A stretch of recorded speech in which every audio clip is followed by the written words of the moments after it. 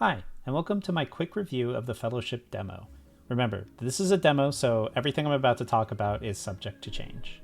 If you haven't heard of Fellowship, it's an MMO dungeon experience, but without the MMO or accompanying systems. That means there's no open world, no PvP, and no raids, though it's possible raids might get added in the future. If you've played WoW, much of Fellowship is going to feel really familiar to you, since it's basically just Mythic Plus. If you haven't played WoW, it's simple. You go through a dungeon eliminating enemies, which fills up a bar on the side of the screen. Then, when the bar is full, you kill the dungeon boss.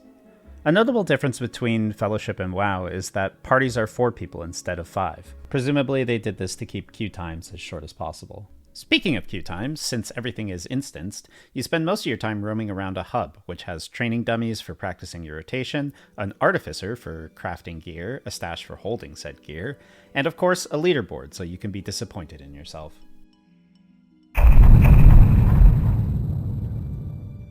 There aren't too many things to go over here, so I'm going to try and cover it quickly.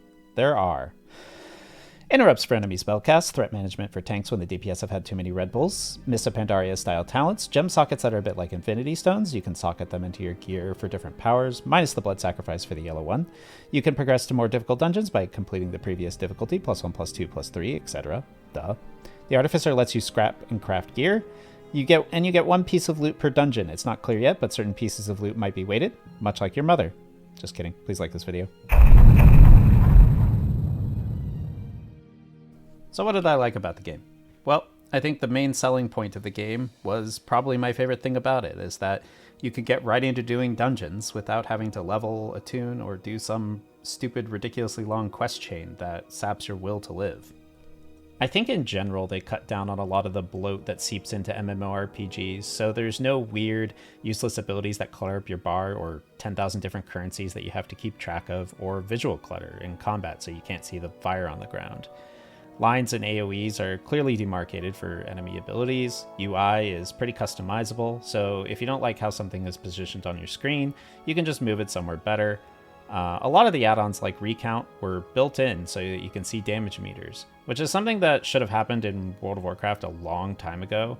I think it does a lot to quell the people that say, oh, I totally wasn't standing in the fire, when everyone has the damage logs to see that they're a lying sack of stinky poo. Say what you want, but shame works. Either way, before we get into what I didn't like about the game, let's talk about the classes, or heroes as Fellowship calls them. I liked most of them. I'll talk about the ones I didn't in the next section. But first off, Monk Tank is really cool. You have 4 main abilities on your bar, which doesn't sound like a lot, but in actuality you have more like 10 abilities if I did my math right, since every 2 of base abilities you use changes the effect of your 4th ability.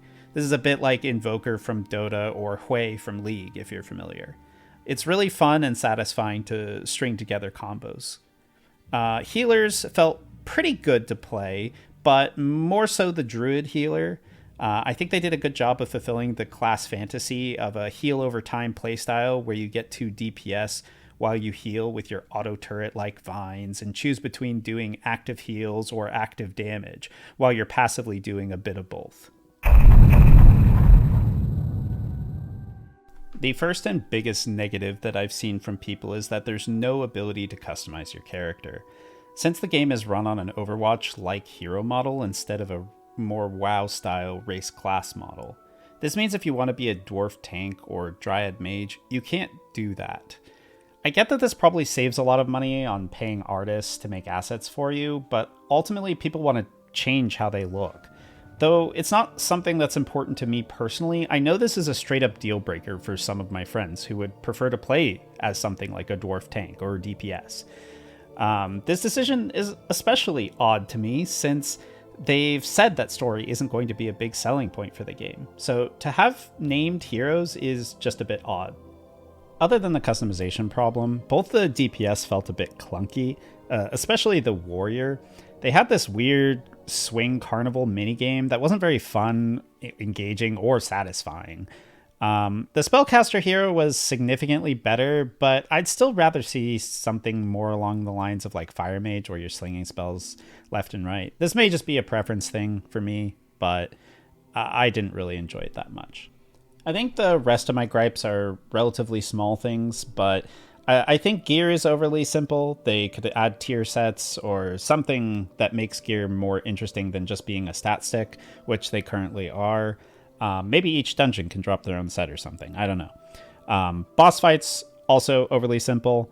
They need to have bosses with more complex mechanics.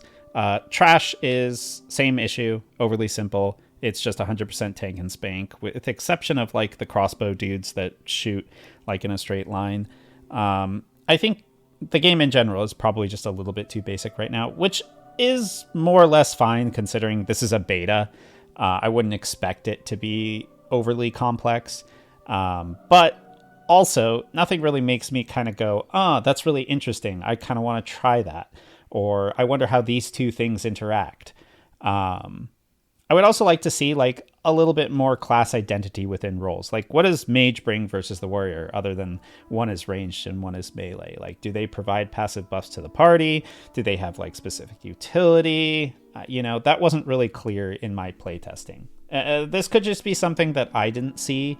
Maybe it's later on in the game that kind of thing is developed, but that should be more clear moving forward, I think. So, what do I think about Fellowship?